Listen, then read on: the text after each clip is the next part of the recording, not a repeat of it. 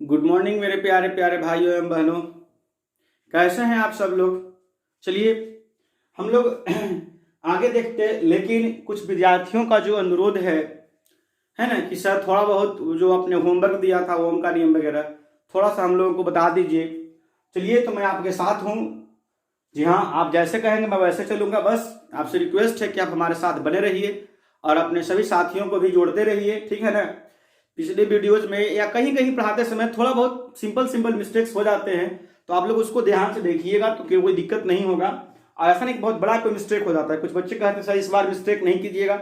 मैं प्रयास कर रहा हूं कि एक बार 1% भी मिस्टेक ना हो, ठीक है ना। चलिए मेरे साथियों, तो आगे चलते हैं। तो भाई टॉपिक का नाम दीजिए, टॉपिक का नाम दीजिए some important points of electric current. जी हाँ, टॉपिक का नाम लिखा जाए some important points of electric current,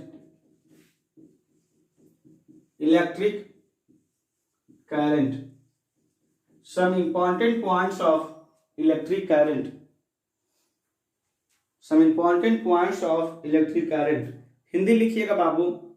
विद्युत धारा के कुछ महत्वपूर्ण तथ्य, विद्युत धारा के कुछ महत्वपूर्ण तथ्य या बिंदु जो भी लिख सकते हैं। विद्युत धारा के कुछ महत्वपूर्ण तथ्य, विद्युत धारा के कुछ महत्वपूर्ण तथ्य लिखा आप लोगों ने। तो मेरे प्यारे साथियों, सबसे बड़ी बात यहाँ पे समझने वाली बात यही है कि हम लोग यहाँ पे कुछ विद्युत धारा के कुछ महत्वपूर्ण पॉइंट्स के बारे में विचार करेंगे जो आप लोग ऑलरेडी जानते हैं पहले से, ठीक है ना। ऐसा नहीं है कि आप नहीं जानते। जैसे पहला पॉइंट मैं लेना चाहूंगा ओम का नियम। बताइए ओम का नियम कौन नहीं जानता है? बताइए आप लोग ओम का नियम कौन नहीं जानता है? लेकिन कुछ बच्चों का मतलब वो है, अगर मैं नहीं करूंगा तो बच्चे बोलेंगे कि सर आप हम लोग के साथ नहीं हैं।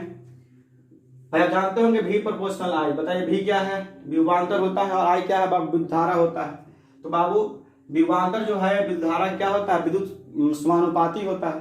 तो भाई V equal to I R. भी इक्वल टू क्या बाबू? I R. जी हाँ, V equal to I R मेरे साथियों। जहां आर क्या है?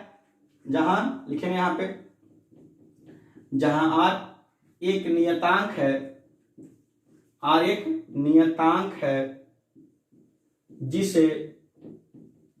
जिसे प्रतिरोध कहते हैं, जिसे प्रतिरोध कहते हैं, जिसे प्रतिरोध कहते हैं। मेरे प्यारे साथियों, आप जानते होंगे आर के बारे में। आर नियतांक जिसके पद क्या कहते हैं? प्रतिरोध। आपको पता है कि प्रतिरोध का मात्रक क्या होता है? प्रतिरोध कहते किसको है भाई? प्रतिरोध क्या है? विद्युत धारा में बाधा है। विद्युत धारा को जाने से क्या करता है? रोकता है। कौन? प्रतिरोध, है ना। अब बताइए प्रतिरोध का एक नियम पढ़े होंगे आप लोग कि तार की लंबाई जितने ज्यादा होगा प्रतिरोध उतने ज्यादा होगा, है ना। एरिया मतलब मोटाई, क्षेत्रफल, जितना मोटा तार रहेगा प्रतिरोध उतने कम होगा। ये सब पढ़े होंगे आप लोग। तो इसमें दो नियम आते हैं, ठीक है ना, प्रतिरोध को लेकर। पहला नियम क्या आता है? ध्यान रखिएगा, इधर से मैं दे रहा हूं कि प्रतिरोध जो है अपने लेंथ मतलब लंबाई, चालक के लंबाई के समानुपाती होता है। मतलब जितना लंबा तार रहेगा प्रतिरोध उतना ज्यादा होगा, मतलब करंट उतने कम जाएगा, ज्यादा प्रतिरोध उत्पन्न होगा ना। पहला रिएक्शन, पहला मतलब रिएक्शन कर रहे हैं, पहला बाबू समीकरण। और दूसरा बाबू क्या? प्रतिरोध अपने क्षेत्रफल के व्युत्क्रमानुपाती होता है। जी हाँ, प्रतिरोध अपने क्षेत्रफल के क्या होता है बाबू? व्युत्क्रमानुपाती होता है। मेरे प्यारे साथियों, अगर प्रतिरोध अपने क्षेत्रफल के व्युत्क्रमानुपाती है, समझिएगा, प्रतिरोध अपने क्षेत्रफल के क्या है? व्युत्क्रमानुपाती है, तो यह समझने वाली सोचने वाली बात है बाबू कि अगर इन दोनों समीकरण को देखें, मैं फिर से समझा दे रहा हूं, तार का लंबाई जितना ज्यादा होगा, तार का लंबाई जितना ज्यादा होगा उसमें प्रतिरोध उतना ही ज्यादा होगा। जैसे मतलब यहां से बाबू 5 एम्पियर का आपने करंट फ्लो किया, है ना, और एक तार इतना छोटा है, दोनों में आपने 5 एम्पियर का ही करंट फ्लो किया, तो हो सकता है बाबू कि इसमें 5 एम्पियर से कम जाए, कुछ कम करंट जाए, लेकिन इसमें ज्यादा होगा। इसके अपेक्षा यहाँ इस छोर पर जब करंट पहुंचेगा तो इसमें प्रतिरोध ज्यादा उत्पन्न होगा कि लंबाई ज्यादा है। जब लंबाई ज्यादा रहेगा तो प्रतिरोध ज्यादा होगा, और प्रतिरोध ज्यादा होगा तो करंट थोड़ा बहुत कमेगा, लेकिन इसमें थोड़ा सा कम करेगा, इसका लंबाई कम है। लेकिन बाबू यहाँ पे एक बात आता है एरिया, मतलब तार के मोटाई जो है ना, एरिया क्षेत्रफल, अनुप्रस्थ क्षेत्रफल बोलते हैं। तो जितना ज्यादा मोटा तार रहेगा उतने कम प्रतिरोध उत्पन्न होगा, ये भी ध्यान रखना है आपको। इसलिए तार जितना मोटा रहे ज्यादा बढ़िया करंट आवेगा, अगर आप ज्यादा लंबा तार रखे हैं तो ज्यादा मोटा रखिए, मेंटेन रहेगा। तो अगर इन दोनों समीकरण को मिला दे बाबू, चलिए सब बात फिजिक्स में बहुत पढ़े होंगे आप लोग, आप पढ़िएगा। अगर इन दोनों समीकरण को मिला दे तो बाबू क्या मिलेगा, आर समानुपाती एल बाई ए। कैसे हो गया बाबू, देख रहे हैं, आर समानुपाती था तो आर सामने हो गया, ए क्षेत्रफल नीचे तो नीचे सामने सामने हो गया, तो आर समानुपाती एल बाई ए। अब मेरे प्यारे साथियों तो इन दोनों समीकरण को हमने मिला दिया है ना, दोनों को मिला दिया। अब दोनों को मिलाया तो फिर भी एक समानुपाती मिला कि नहीं मिला, तो इस समानुपाती से हम लोग को फिर एक बाबू मिलेगा कांस्टेंट, आर डायरेक्टली प्रोपोर्शनल है बाबू एल बाई ए। तो यहाँ से इसको हटाए ना, तो आर यहाँ पे मिला एक प्रोपोर्शनल बाबू, इसको कहते हैं रो एल बाई ए। फिर समझिएगा अच्छे से, R directly proportional L by A, तो भाई ये प्रोपोर्शनल हटेगा तो भाई यहाँ पे कुछ आएगा ना कांस्टेंट, तो कांस्टेंट कौन आया, रो। जी हाँ, जहां इसको रो पढ़ते हैं, कुछ पढ़ते हैं बाबू रो, जहां रो एक नियतांक है, कांस्टेंट है, नियतांक है, जिसे विशिष्ट प्रतिरोध है, विशिष्ट प्रतिरोध, विशिष्ट प्रतिरोध या प्रतिरोधकता कहते हैं। जी हाँ, प्रतिरोधकता कहते हैं, विशिष्ट प्रतिरोध या क्या कहते हैं बाबू, प्रतिरोधकता कहते हैं। किसको, रो को। रो को तो मतलब रो के नाम से जानते ही हैं, लेकिन इसका और नाम क्या है बाबू, विशिष्ट प्रतिरोध या प्रतिरोधकता। तो ये भी एक प्रकार का प्रतिरोध है, ये भी जो है से एक प्रकार का प्रतिरोध है। कहां प्रयोग होता है बाबू प्रतिरोध, देखिए एल का मान 1 सेंटीमीटर ले लीजिए, ए का मान 1 सेंटीमीटर स्क्वायर ले लीजिए, क्षेत्रफल है तो बताओ 1 सेंटीमीटर और 1 सेंटीमीटर स्क्वायर, तो टोटल कितना हो गया, 1 सेंटीमीटर क्यूब हो जाएगा बाबू, सब ले लेंगे तो जब यहाँ भी 1 यहाँ भी 1, तो आर बराबर क्या हो जाएगा, रो।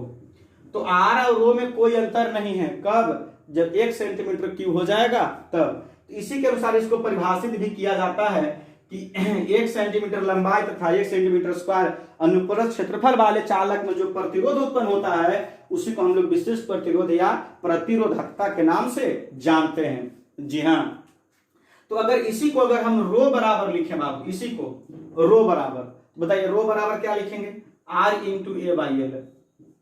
देख रहे हैं, R into A by L, R इसको ए से मल्टीप्लाई हो गया, एल डिवाइड हो गया, R into A by L.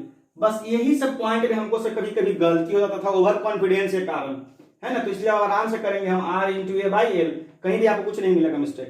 तो भाई साहब अब R into A by L हो गया, तो यह सोचने वाली बात है ना बाबू, समझिएगा आप लोग, यह सोचने वाली बात है। R into A by L, एक फॉर्मूला यहाँ है और एक फॉर्मूला यहाँ है, दो फॉर्मूला फिलहाल हम लोग को मिल रहा है जो यूज होगा आगे, आप अच्छे से रिप्रेजेंट कीजिएगा।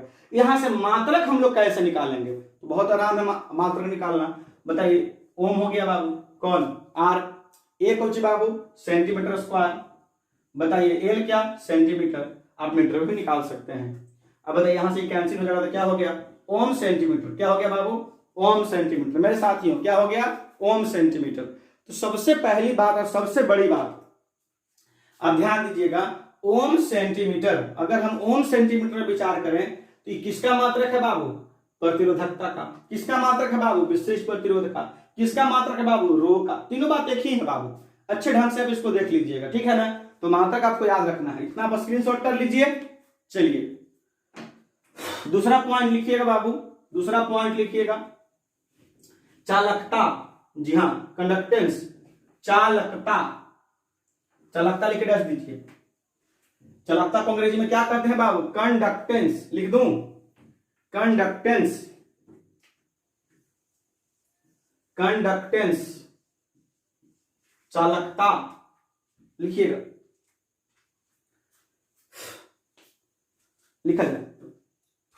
प्रतिरोध के व्युत्क्रम को चालकता कहते हैं, प्रतिरोध के व्युत्क्रम को चालकता कहते हैं, प्रतिरोध के व्युत्क्रम को चालकता कहते हैं, चालकता कहते हैं, प्रतिरोध के व्युत्क्रम को चालकता कहते हैं। इसे कैपिटल सी से डिनोट किया जाता है, इसे कैपिटल सी से डिनोट किया जाता है, इसे कैपिटल सी से डिनोट किया जाता है, डिनोट किया जाता है। इसे कैपिटल सी से डिनोट किया जाता है, डिनोट किया जाता है। मेरे प्यारे साथियों, कंडक्टेंस, अगर हम लोग कंडक्टेंस मतलब चालकता पर विचार करें तो सबसे पहला विचार क्या करना है, समझिएगा। कंडक्टेंस बाबू देखिएगा, समझिएगा। चालकता, चालकता मतलब सी बाबू, सी बराबर 1/r। फिजिक्स में हो सकता है कुछ और से डिनोट हो, मतलब हम लोग केमिस्ट्री में तो सी से डिनोट करते हैं। अब बताइए बाबू 1/r हो गया, व्युत्क्रम माने उल्टा, प्रतिरोध के व्युत्क्रम, तो 1 प्रतिरोध मतलब r। अब इसके मात्रक की बात करें तो क्या होगा बाबू, 1/ओम। अब 1/ओम तो है सीधा रहेगा, नहीं तो जाएगा ऊपर, इसको प्रति ओम कहेंगे, या इसी को महो भी कहते हैं उल्टा करके। जी हाँ, महो को हम लोग सीमेंस भी कहते हैं। जी हाँ, सीमेंस, सीमेंस, SIEMENES, सीमेंस, या इसको कुछ लोग साइमेंस भी पढ़ देते हैं। तो ये दोनों तीनों चीज एक ही है बाबू, पर ओम कहिए या महो कहिए या सीमेंस कहिए, ठीक है ना। तो अच्छे से ध्यान रखिएगा, चालकता का मात्रक होता है, बहुत सिंपल है, प्रतिरोध का व्युत्क्रम, उल्टा कर देना है प्रतिरोध का सिर्फ। जी हाँ, अब लिखेंगे हम लोग विशिष्ट चालकता, विशिष्ट चालकता, विशिष्ट चालकता लिखा जाए, अंग्रेजी बोलते हैं उसको specific, specific conductance, conductance, specific conductance, विशिष्ट चालकता लिखा है। प्रतिरोध के व्युत्क्रम को, नहीं सॉरी, विशिष्ट प्रतिरोध के व्युत्क्रम को, विशिष्ट प्रतिरोध के व्युत्क्रम को विशिष्ट चालकता कहते हैं। विशिष्ट प्रतिरोध के व्युत्क्रम को विशिष्ट चालकता कहते हैं। विशिष्ट प्रतिरोध के व्युत्क्रम को विशिष्ट चालकता कहते हैं, विशिष्ट चालकता कहते हैं। मेरे प्यारे साथियों, विशिष्ट प्रतिरोध के व्युत्क्रम को क्या कहते हैं, विशिष्ट चालकता कहते हैं। अब देखिए, विशिष्ट प्रतिरोध, विशिष्ट माने स्पेशल बाबू, तो बिल्कुल 1 सेंटीमीटर क्यूब के लिए जो बनाया जाता है। अब बताइए मेरे साथियों, उसको लिख लीजिए, इसे कप्पा से डिनोट किया जाता है। जी हाँ, उसी लाइन में लिखिए, इसे कप्पा, ऐसे कप्पा लिखते हैं, के नीचे में थोड़ा सा झुका हुआ रहता है, ये वाला के, ध्यान दीजिएगा, ये वाला जो है ना, ये वाला के थोड़ा सा इसे झुक जाता है थोड़ा सा, कप्पा, KPPA, कप्पा पढ़ते हैं इसको, कप्पा।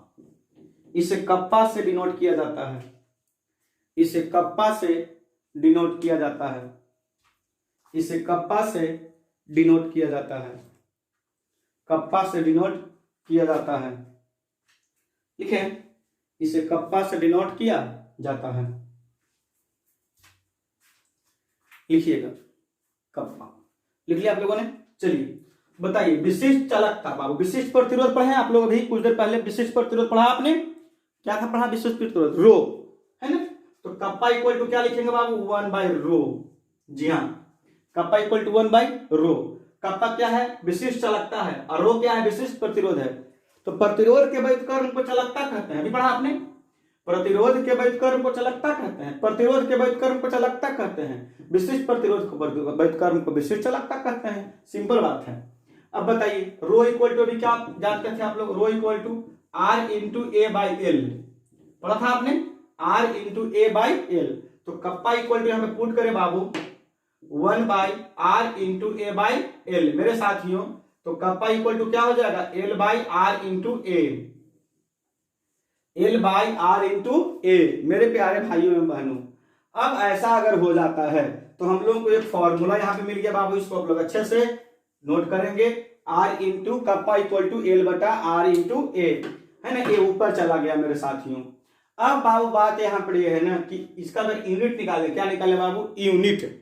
बताइए यूनिट निकालेंगे तो क्या होगा, समझिएगा, कप्पा इक्वल टू, देखिएगा यूनिट सेंटीमीटर लंबाई, R ओम सेंटीमीटर स्क्वायर, स्क्वायर कहां से आया, क्षेत्रफल, एरिया।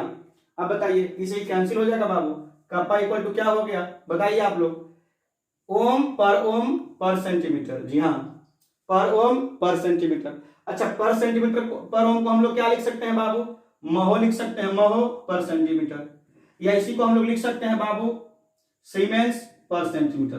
तो बहुत सारे मात्रक हो सकते हैं भाई, तो कि सब तीनों के तीनों मात्रक एक ही हैं, बस अलग अलग तरीके से इसको प्रदर्शित किया गया है मेरे साथियों। तो यह कप्पा का मात्रक और कप्पा का फॉर्मूला है। अब यहाँ पे चीज और लेना चाहेंगे, जैसे बाबू अगर मान लिया जाए कि एल बराबर 1 सेंटीमीटर और ए बराबर 1 सेंटीमीटर स्क्वायर, एल बराबर 1 सेंटीमीटर और ए बराबर 1 सेंटीमीटर स्क्वायर हमने ले लिया, तो यहाँ पे पुट करिए तो कप्पा इक्वल टू क्या हो जाएगा, यहाँ पे भी 1 वहां पे भी 1, तो कप्पा इक्वल टू 1 बटा आर। आर कैसे समझ में आया, एल बराबर भी 1 लिखे थे, यहाँ पे भी 1 और यहाँ पे भी 1, तो 1 बटा आर। और 1 बटा आर किसके बराबर होता है पता है ना, सी के बराबर होता है। सी माने चालकता, माने एक ऐसा कंडीशन होगा जहां पे चालकता और विशिष्ट चालकता में कोई अंतर नहीं है, चालकता और विशिष्ट चालकता में कोई अंतर नहीं है। कब, जब लंबाई की 1 सेंटीमीटर और एरिया कितना है 1 सेंटीमीटर स्क्वायर। यही बताए थे हम किसके लिए, विशिष्ट प्रतिरोध के लिए। नहीं बताए थे, बताइए P equal rho equal to क्या होता है, रो इक्वल टू क्या होता है आर इंटू ए बटा एल। बताइए इसमें ए बराबर 1 एल बराबर 1 पुट कीजिए, रो इक्वल टू क्या हो गया आर। तब प्रतिरोध है, अब विशिष्ट प्रतिरोध में कोई अंतर नहीं है, चालकता और विशिष्ट चालकता में कोई अंतर नहीं है। कब, जब लंबाई 1 सेंटीमीटर हो, एरिया कितना हो 1 सेंटीमीटर स्क्वायर हो। मतलब अगर हम टोटल कैलकुलेट करें तो 1 सेंटीमीटर स्क्वायर में, सॉरी 1 सेंटीमीटर क्यूब में, दोनों मिला के ले तो 1 सेंटीमीटर आयतन अगर ले निकाले बाबू, है ना, आयतन निकाल ले तो बाबू 1 सेंटीमीटर क्यूब में जितना प्रतिरोध उत्पन्न होता है उसी को हम लोग कप्पा कहते हैं। कहते नहीं कहते हैं। तो कप्पा के लिए नया परिभाषा भी हम लोग लिख सकते हैं। तो पहले इसको आप लोग स्क्रीनशॉट कर लीजिए और इसके नीचे एक नया सा परिभाषा लिखाएंगे आपको हम। जी हाँ, इसको लिख लीजिए स्क्रीनशॉट करके, इसको लिख लीजिए, फिर इसके नीचे एरो देके लिखिए, एक नया परिभाषा लिखिए बाबू कप्पा के लिए। लिखा जाए 1 सेंटीमीटर क्यूब पदार्थ, 1 सेंटीमीटर क्यूब पदार्थ की चालकता को, 1 सेंटीमीटर क्यूब पदार्थ की चालकता को, 1 सेंटीमीटर क्यूब पदार्थ की चालकता को, 1 सेंटीमीटर क्यूब पदार्थ की चालकता को विशिष्ट प्रतिरोध नहीं, विशिष्ट चालकता कहते हैं, विशिष्ट चालकता कहते हैं, विशिष्ट चालकता कहते हैं। नहीं, कोई भी विद्युत अपघट्य हो बाबू, उसमें अगर 1 सेंटीमीटर क्यूब है वॉल्यूम उसका, आयतन उसका, तो उसकी चालकता को हम लोग कापा कह सकते हैं। 1 सेंटीमीटर क्यूब मतलब वॉल्यूम ही हुआ ना, इसको आप 1 ml भी कह सकते हैं। जी हाँ, तो क्लियर हुआ आप लोगों का। तो यह बाबू था कप्पा, ठीक है ना। आगे चले हम लोग, अब आगे हम लोग पढ़ेंगे बाबू मोलर चालकता। क्या पढ़ेंगे बाबू, मोलर चालकता मेरे साथियों, मोलर चालकता, मोलर चालकता, molar conductance, molar conductance, molar conductance. जी हाँ, लिख के डाल दिया जाए मोलर कंडक्टेंस, लिखा जाए मोलर कंडक्टेंस, लिखिएगा।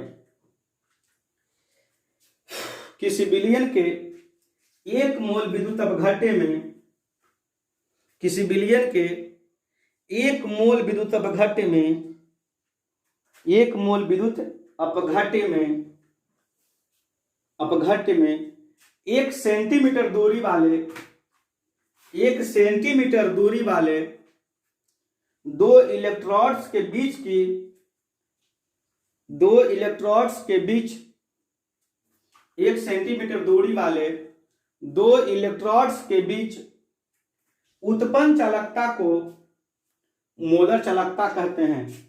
2 इलेक्ट्रोड्स के बीच उत्पन्न चालकता को मोलर चालकता कहते हैं। उत्पन्न चालकता को मोलर चालकता कहते हैं, मोलर चालकता कहते हैं, मोलर चालकता कहते हैं। मेरे प्यारे साथियों, मोलर चालकता कहते हैं। भाई साहब समझना, यहां पे बात लिखो, हाँ थोड़ा सा लिखिए, इसे लैम्डा एम या कैप एम, इसको कैप बोलते हैं, इसको कैप बोलते हैं, दोनों एक ही चीज है, ध्यान रखिए। इसको भी लैम्डा कहीं कहीं लिखा रहता है, लैम्डा एम या कैप एम कहते हैं। लैम्डा एम या कैप एम से प्रदर्शित, सॉरी यार पागल हैं हम, लैम्डा एम या कैप एम से प्रदर्शित करते हैं, सूचित करते हैं, प्रदर्शित करते हैं, दिखाते हैं, शो करते हैं, जैसे लिखे। लिख लिया आप लोगों ने। चलिए कैप एम, अगर हम लोग कैप एम पर विचार करें तो बाबू अगर कैप एम को देखते हैं आप लोग, तो सबसे बड़ी बात यहाँ पे बहुत मतलब इंपॉर्टेंट है कि मोलर, कुछ बाबू मोलर, मोलर चालकता का मतलब क्या है समझिएगा, परिभाषा पर जोर दीजिएगा कि मोलर चालकता तो कहता क्या है कि किसी बिलियन, तो सबसे पहले बिलियन, जैसे जैसे परिभाषा का वैसे वैसे किसी बिलियन, तो किसी बिलियन हो गया है ना, कि एक मोल, एकरा में कोई एक मोल विद्युत अपघट्य, बताइए विद्युत अपघट्य कौन होता है, NaCl KCl, तो माने विलय हो गया विद्युत अपघट्य, विद्युत अपघट्य कौन हो गया, विलय हो गया, एक मोल है, ठीक ना, डालल गया है, तो डालल गया है। अब कहता है कि 1 सेंटीमीटर दूरी वाले 2 इलेक्ट्रोड्स, भाई आप लोग जानते हैं इलेक्ट्रोड्स के बारे में, जरूर जानते हैं आप लोग, बस याद नहीं आप लोगों को है, भाई जानते हैं बिलियन में जो धातु के रड डुबाते हैं उसी को हम लोग इलेक्ट्रोड बोलते हैं, क्या बोलते हैं, इलेक्ट्रोड। आपको पता है ना, जब हम लोग धातु शुद्ध करते थे तो इसमें 2 इलेक्ट्रोड डालते थे, इसको इलेक्ट्रोड बोलते हैं, है ना, तो एगो पर यहाँ पर इस इलेक्ट्रोड पर सोडियम शुद्ध धातु प्राप्त होता था, बिलियन में डुबाई गई धातु की रड को क्या कहते हैं बाबू, इलेक्ट्रोड कहते हैं, जी हाँ, जिससे हम लोग करंट फ्लो करवाते थे। तो कहता है कि 1 सेंटीमीटर दूरी, बाबू यहाँ पे क्या कह रहा है, इन दोनों के बीच की दूरी कितनी है बाबू, 1 सेंटीमीटर।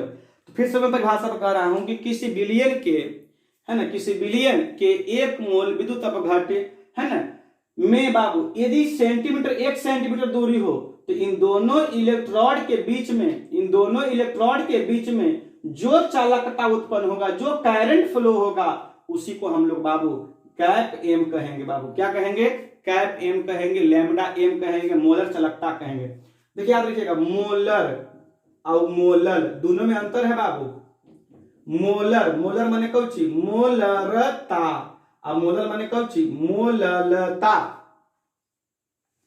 मोलर माने कौची, मोलरता, और मोलर माने कौची, मोललता।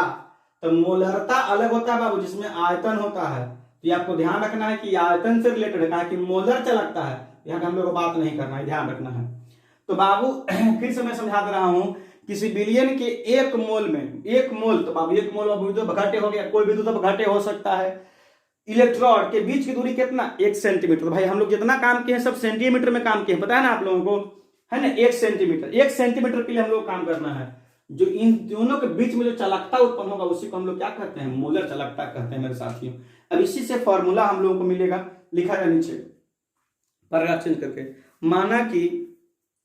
माना कि भी सेंटीमीटर क्यूब बिलियन में, माना कि भी सेंटीमीटर क्यूब बिलियन में कैप एम, जी हाँ, कैप एम माने लैम्डा एम चालकता उत्पन्न होता है, कैप एम चालकता उत्पन्न होता है, कैप एम चालकता उत्पन्न होता है। भाई साहब भी कहां से लाएं, हम पहले ही कह दिए थे कि मोलरता है, और मोलरता में आयतन होता है, और मोलरता में द्रव्यमान होता है। तो हम मान लिए कि जो पूरा सॉल्यूशन है कितना सेंटीमीटर क्यूब है, 20 सेंटीमीटर क्यूब, ध्यान रखिएगा 20 सेंटीमीटर क्यूब। तो मान लिया कि पूरा सॉल्यूशन 20 के सेंटीमीटर क्यूब है, ये हमने माना, और खुद परिभाषा कह रहा है कि यहाँ जो चालकता उत्पन्न हो रहा है वो कितना हो रहा है, ये वाला चालकता उत्पन्न हो रहा है ना, जिसको हम लोग लैम्डा एम या कैप एम के नाम से जानते हैं। तो आप ध्यान रखिएगा बढ़िया से, बाबू ध्यान दो, लिख सकते हैं, चूंकि ध्यान रखना 20 सेंटीमीटर क्यूब में चालकता, बताइए 20 सेंटीमीटर क्यूब में चालकता कितना है जी, कैप एम, 20 सेंटीमीटर क्यूब में चालकता कितना है जी, कैप एम है, इसीलिए के सेंटीमीटर क्यूब में 1 सेंटीमीटर, क्योंकि हमको 1 सेंटीमीटर से काम है ना, 20 सेंटीमीटर क्यूब में चालकता कितना है बाबू, कैप एम है 1 सेंटीमीटर क्यूब में, बाबू 1 सेंटीमीटर क्यूब बराबर क्या लिखेंगे, कैप एम बटा भी, पता नहीं कैसे बार बार हम पाई लिख देते हैं, कैप एम बटा कुछ बाबू भी। अब बताओ कैप एम बटा अगर भी हो गया बाबू, तो कैप एम मतलब मोलर चालकता बटा आयतन, 1 सेंटीमीटर क्यूब आयतन के लिए हो गया बाबू, यह लंबाई नहीं अभी गया है, हम लोग लंबाई की ओर नहीं गए हम लोग, अभी आयतन में है। और अभी कुछ देर पहले बताए थे कि 1 सेंटीमीटर क्यूब है ना, आयतन में जो चालकता उत्पन्न होता है उसको हम लोग क्या कहते हैं, कापा कहते हैं, विशिष्ट चालकता कहते हैं। कुछ देर पहले हम परिभाषा में लिखाए थे कि 1 सेंटीमीटर क्यूब किसी पदार्थ में जो चालकता उत्पन्न होता है उसको हम लोग क्या कहते हैं, कापा कहते हैं बाबू, है ना। अब इस कापा के बारे में विचार करें बाबू हम लोग, तो 1 सेंटीमीटर क्यूब बराबर इतना है ना जी, तो बस यहाँ पे 1 सेंटीमीटर क्यूब कापा लिख सकते हैं, 1 सेंटीमीटर क्यूब के स्थान पर कापा लिख सकते हैं। तो कापा इक्वल टू क्या हो गया, कैप एम बटा भी। ये हमारा फॉर्मूला मिल गया, कैप एम बटा भी। लेकिन फॉर्मूला कैसे मिल गया बताइए, हमको तो कापा नहीं निकालना था, हमको तो लैम्डा एम निकालना था। जी हाँ, हमको क्या निकालना था, लैम्डा एम। कैसे मिला फिर समझाता हूं। 20 सेंटीमीटर क्यूब वॉल्यूम था हमारे बिलियन का, और उसका चालकता देखो बाबू, ये जो पूरा बिलियन है, बिलियन का वॉल्यूम कितना मान लिया हमने, 20 सेंटीमीटर क्यूब। और इस 20 सेंटीमीटर क्यूब में जो चालकता उत्पन्न हो रहा था वो कितना हो रहा था, कैप एम हो रहा था। और ये कैप एम कौन बताया, फॉर्मूला डिफिनेशन बताया हम लोग कि कैप एम चालकता उत्पन्न हो रहा है। इस सॉल्यूशन में जो चालकता उत्पन्न हो रहा है उस चालकता को हम क्या कह रहे हैं, कैप एम। तो मान लेते हैं कि वॉल्यूम इसका क्या है, भी है, तो भी वॉल्यूम में कैप एम चालकता उत्पन्न हो रहा है। तो भाई वॉल्यूम तो सेंटीमीटर क्यूब में ही रहेगा ना, तो 20 सेंटीमीटर क्यूब में कैप एम हो रहा है, इसलिए 1 सेंटीमीटर क्यूब में कैप एम बटा भी। तो 1 सेंटीमीटर क्यूब बराबर क्या होता है, कप्पा। 1 सेंटीमीटर क्यूब बराबर क्या होता है, कप्पा, और कप्पा बराबर कैप एम बटा भी। लेकिन हमको तो कैप एम निकालना है ना, तो कैप एम बराबर क्या लिखेंगे, कप्पा इंटू भी। मेरे प्यारे साथियों, है ना। अब आप सोचिए सर वॉल्यूम कैसे निकालेंगे, वॉल्यूम एग्जाम में दिया हुआ रहेगा, भाई नहीं भी रहेगा तो हम लोग आपको मैं निकाल बताता हूँ कैसे वॉल्यूम में निकाल लेता हूँ, है ना। तो अब बस इतना समझिए, इतना आपको पहले समझ में आना चाहिए। बस कैसे ही आया भाई, कुछ नहीं किया हमने, इन दोनों को मल्टीप्लाई कर दिया है और कप्पा यहाँ आ गया। तो कप्पा बराबर ई वाला गुना ई वाला। यही कभी कभी हमसे उल्टा पलटा जाता है ओवर कॉन्फिडेंस के कारण, तो इसे लोग ठीक करते रहेगा, लेकिन मैं प्रयास करूंगा कि बिल्कुल ना हो। तो इतना आप लिख लिए बाबू, चलिए इतना बस स्क्रीनशॉट ले लीजिए, लिख लीजिए। अब देखिए, अब हम लोग बाबू वॉल्यूम निकाल के इसमें पुट करते हैं तो फॉर्मूला मिल जाएगा। वॉल्यूम कैसे निकालेंगे इससे समझिए, आप लोग को वॉल्यूम को लेकर बड़ा टेंशन हो जाता है। देखिए कुछ नहीं बाहर है बाबू, मैं फिर समझा रहा हूं उसी चीज को। ये जो सॉल्यूशन है इसका वॉल्यूम निकालना है हम लोग, किसका वॉल्यूम क्या होगा भाई समझिएगा। सबसे पहले बात तो ई क्या है, मोलर। मोलर माने एम, कैपिटल एम, जिसको हम लोग मोलरता के नाम से जानते हैं, मोलरता। और इसमें कितना विलय है बाबू, विलय कितना है, 1 मोल विलय है। पता है ना कि किसी विलयन के 1 मोल विद्युत अपघट्य, विद्युत अपघट्य कौन होता है, NaCl KCl, तो विलय का काम करता है, तो 1 मोल विलय हो गया बाबू। तो भाई आप सोचिए सिर्फ कि जिसके पास एम है और जिसके पास विलय का मोल है, क्या वो वॉल्यूम नहीं निकाल सकता है। कैसे निकाल सकता है, मोलरता कैपिटल एम बराबर, मोलरता कैपिटल एम बराबर विलय का मोल, विलय का मोल बटा, है ना, बिलियन का आयतन, कौची में, लीटर में। जी हाँ, विलय का मोल बटा बिलियन का आयतन, कौची में, लीटर में बाबू। तो कैपिटल एम बराबर विलय का मोल के मोल है, 1 मोल है, 1 मोल है, और बिलियन का आयतन भी है, रखेंगे ना भी बाबू। तो हमको भी निकालना है, तो भी बराबर कौची, क्योंकि हमको पता नहीं, हम लोग पहले भी मान लिए थे। भी बराबर कौची रखेंगे बाबू, बताइए आप ही लोग, हम कौची बताओगे। भी नहीं चलेगा, ये वाला नहीं चलाएगा, 1 बटा कौची हो गया एम, भी बराबर हो गया 1 बटा एम। लेकिन भाई साहब जो वॉल्यूम पुट किए हैं हम लोग लीटर में ना पुट किए हैं, देखिए ना, इसका अगर मात्रक निकालें आप, बताइए तो मात्रक क्या होगा, एम, कैपिटल एम का मात्रक क्या होता है बताइए तो आप लोग, मोल पर लीटर। पता है आप लोगों को मोलरता का मात्रक क्या होता है, मोल पर लीटर। बताइए लीटर का ऊपर जा सकता है, माने लीटर बटा मोल। जी हाँ, ये लीटर में निकाले हैं हमने, कि लीटर में काम है नहीं, हमने के सेंटीमीटर में काम है, ml में काम है। तो बताइए तो 1 लीटर बराबर क्या लिख सकते हैं, 1000 ml लिख सकते हैं बटा मोल। वही बतिया लिख रहे हैं, 1 लीटर को खाली हमने चेंज कर दिया है ml में। बताइए क्या ml को लिख सकते हैं सेंटीमीटर में, 1000 सेंटीमीटर क्यूब बटा मोल। ये तीनों बात एक है बाबू, ये दोनों बात एक है, ml चाहे सेंटीमीटर दोनों बराबर होता है। अब बताइए तो 1000 सेंटीमीटर क्यूब बटा मोल, इसका मात्रक हुआ, किसका मात्रक हुआ, v बराबर 1/m का। कब, जब हम सेंटीमीटर में जाएंगे तब मेरे साथियों, क्योंकि हमने वॉल्यूम लिया था किसमें, सेंटीमीटर में, दूरी था कोची में, सेंटीमीटर में। तो हमारा जो v बराबर आ गया 1/m आ गया मेरे साथियों। बाबू अभी जो 1/m आ गया ना वॉल्यूम, कोची में आ गया, सेंटीमीटर में, और यहाँ पे कौन सी में है, लीटर में है, तो इसको हम पुट कर रहे हैं। आप ध्यान दीजिएगा, भी बराबर, फिर से देखिएगा, भी बराबर 1000 बटा m, 1000 बटा m। बताइए 1000 बटा m काहे लिखे, 1 बटा m गलती लिखल था, अरे 1 बटा m गलती लिखल है, इसको हम 1000 बटा m काहे कर दिए भाई, काहे कि हमने के सेंटीमीटर में चाहिए, तो यहाँ पे 1000 सेंटीमीटर क्यूब हो गया, आई तो मोल है, ये है, बस खाली लीटर वाले कौची में चेंज कर दिए हैं, सेंटीमीटर क्यूब में, क्योंकि हमने के सेंटीमीटर क्यूब में चाहिए, लीटर में तो चाहिए ना हमने के, है ना, तो हमने के भी बराबर हो गया बाबू, है ना। तो समझ में आया वॉल्यूम कैसे निकला।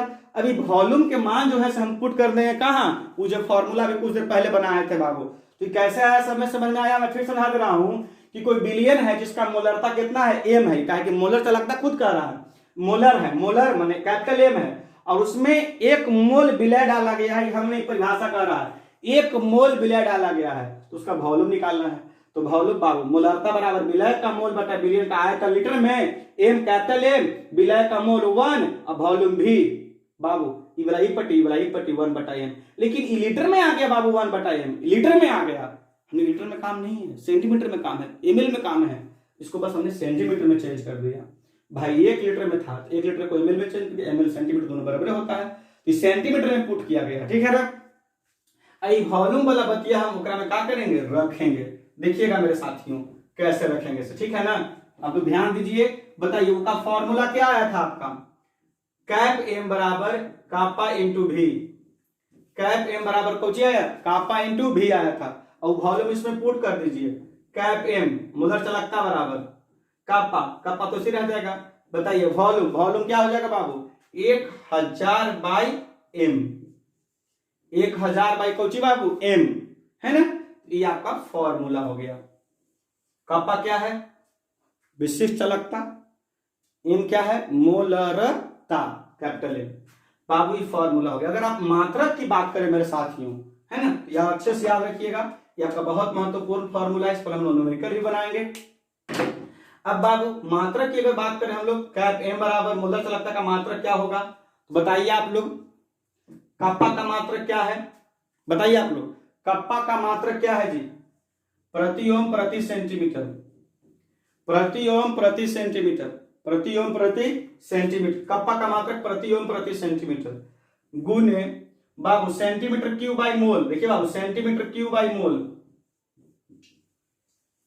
सेंटीमीटर क्यूब बाई मोल, कैसे कि सेंटीमीटर क्यूब बाई मोल कहां से लाया हमने, इसका तो मात्रक सेंटीमीटर क्यूब, देखो वहां पे लिखा हुआ है, यहाँ पे देखिए बाबू सेंटीमीटर क्यूब लिखा हुआ है, और m का मात्रक मोल नीचे लिखा हुआ है।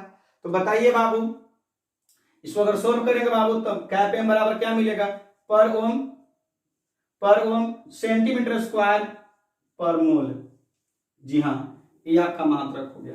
अब पर ओम को महो लिखिए, सीमेंस लिखिए, बात सब एक ही है, तो ये आपका मात्रक हो गया बाबू किसका, मोलर चालकता का मेरे साथियों। तो इस प्रकार आपने आज मोलर चालकता पढ़ा, मैं अगले क्लास में पढ़ाऊंगा तुल्यांकी चालकता। तब तक आप लोग इतना अच्छे से बहुत हर फार्मूला को आप लोग याद कीजिए, रिवीजन कीजिए, ठीक है ना, और अपने विद्यार्थियों को शेयर कीजिए। Good luck.